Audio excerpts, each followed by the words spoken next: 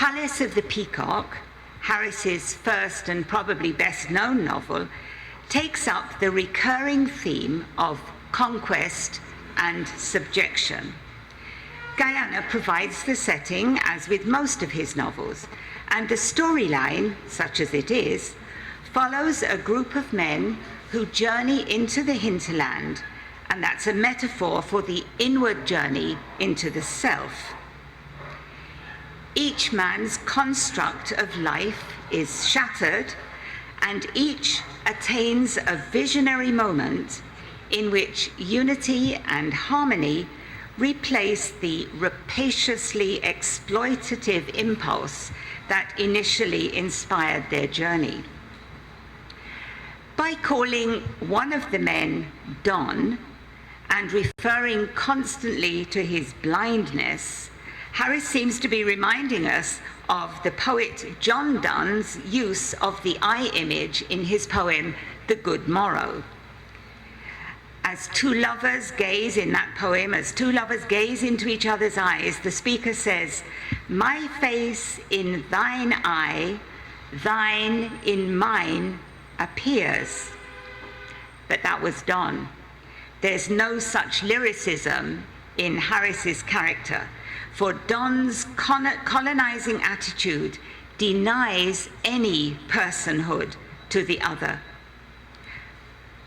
Don describes the poverty and deprivation of his childhood, and then says this: "We belong to a short-lived family and people. It's so easy to succumb and die. It's the usual thing in this country, as you well know." He was smiling and indifferent. "Our parents died early. They had a hard life, tried to fight their way out of an economic nightmare. Farmers and hand-to-mouth business folk they were. They gave up the ghost before they had well started to live." He stared at me significantly. "I look after you, son." He gave me one of his ruthless taps. Father and mother rolled into one for a while. I was a boy then. I had almost forgotten. Now I'm a man. I've learnt. He waved his hands at the savannas.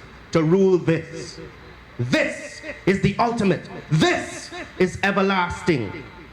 One doesn't have to see deeper than that, does one? He stared at me hard as death. "Rule the land," he said, "while you still have a ghost of a chance, and you rule the world. Look at the sun." His dead eye blinded mine. "Look at the sun," he cried in a stamping, terrible voice. As you can see, it's all about owning and controlling for Don. Listen to how he deals with his woman. "The woman's still sleeping," Don growled, rapping on the ground hard with his leg, again to rouse me from my inner contemplation and slumber. "What woman?" I dreamed, roused to half-waking sense of pleasure mingled with foreboding. "Damnation!" Don said in a fury, surveying a dozen cages in the yard, all open. The chickens spied us as they came, half running, half flying, pecking still at each other piteously and murderously. "Mariella!" Don shouted. Then, in still more insistent, angry voice, "Mariella!" I followed his eyes and realized he was addressing a little shack, partly hidden in a clump of trees. Someone was emerging from the shack and out of the trees. She was barefoot, and she bent forward to feed the chickens. I saw the back of her knees and the fine, beautiful grain of her flesh. Don looked at her as at a larger and equally senseless creature whom he governed and ruled like a fowl.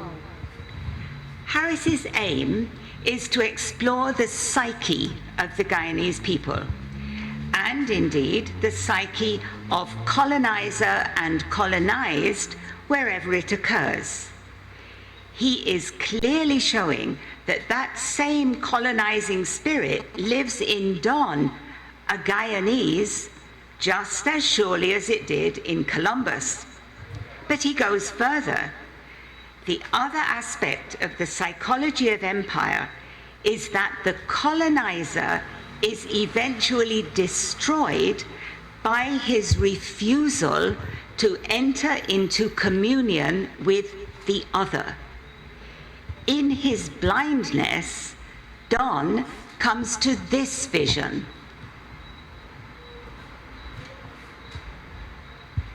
Don rubbed his eyes again, wondering whether on leaving Cameron in the cave the previous day, he had lost count of the living crew as well.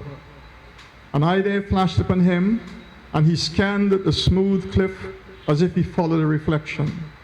He saw nothing, however, and a wave of hopelessness enveloped him.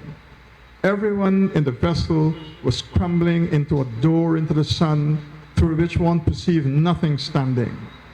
The mirror of absolute nothingness. An abstraction grew around him, nothing else. The ruling abstraction of himself, which he saw reflected nowhere. He was a ruler of men and a ruler of nothing. The sun rose into the blinding wall, and the river before him filling the stream and water with melting gold. He dipped his hands in, but nothing was there. In Palace, the men are led through a death-like shattering of their conceptions into a life-giving vision of peace, harmony, fulfillment, and unity. Their shaman, or spiritual guide, is significantly an Amerindian woman. Here is the description of her.